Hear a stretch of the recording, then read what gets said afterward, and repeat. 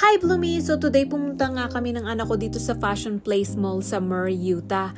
Maaga pa nga kasi yung pupuntahan ko later kaya naisip ko na maglakad-lakad muna kami dito. Alam nyo naman, isa sa mga favorite spots ng anak ko itong mall na to. Lagi siyang excited pag dito kami napapadpad kasi ang dami niyang nakikitang shops at mga bagay na nakaka-catch ng attention niya. Ako naman, I don't mind walking around kasi relaxing din ang pag-window shopping minsan, di ba?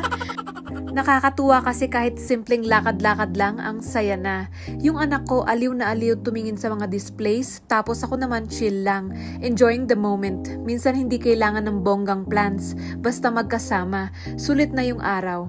Kaya habang maaga pa, sinulit na namin yung time to explore and have fun together. Lagi talaga kaming dumadaan dito sa Pop Mart every time nasa mall kami, kasi super favorite ng anak ko yung mga Labubu figures. Dati, nabili ko na siya ng keychain tapos pati yung malaking figure na gusto niya. After nun, sabi ko, okay na muna ha, kasi medyo pricey din to at sa display lang naman na uuwi. Kaya ngayon, window shopping mode lang kami. Pero alam nyo, kahit tumitingin-tingin lang, ang saya na rin.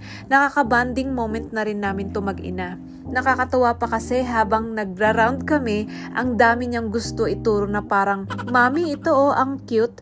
Pero syempre, hindi lahat pwede agad makuha. At least, natututo rin siya na hindi lahat ng gusto na bibili kagad. If he really likes something, kailangan niyang pag-ipunan. Para in the end, mas ma-appreciate niya yung value ng bagay na yun. Simple lang pero ang ganda ng lesson, di ba? Sometimes, hindi kailangan bumili para mag-enjoy. Minsan, just looking around, spending time together, and learning patience is already more than enough. After namin sa Pop Mart, pumunta naman kami para bumili ng Dubai chocolate. Super favorite namin to ng anak ko, lalo na may strawberry at churros. Every time makita niya to, parang may mini fireworks sa mata niya. Grabe. Alam nyo, sobrang saya lang namin dito. Kahit simpleng treat lang, parang maliit na bagay pero napakalaking moment para sa bonding namin mag-ina. Simple treats, big smiles at konting happiness, yun ang importante. Kaya kahit maliit lang na bagay, sulit na yung araw namin. Perfect mix ng fun, laughter at love sa bawat small moments like this. I'm so excited. Titikman na natin yung Dubai chocolate nila. I can't wait! I'm so excited. Titikman na natin yung Dubai chocolate nila. May fresh strawberries, melted chocolate at pistachio cream filling na sobrang creamy. Tapos may crispy, katafi para sa perfect crunch. At syempre, churros pa sa side. Super satisfying talaga sa bawat bite. Promise, sulit na sulit. Kayo, Bloomies, Team Crunchy or Team Creamy Chocolate?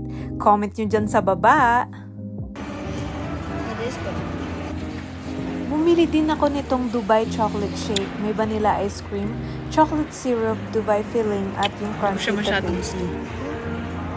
Itong in-order ko is yung Dubai shake.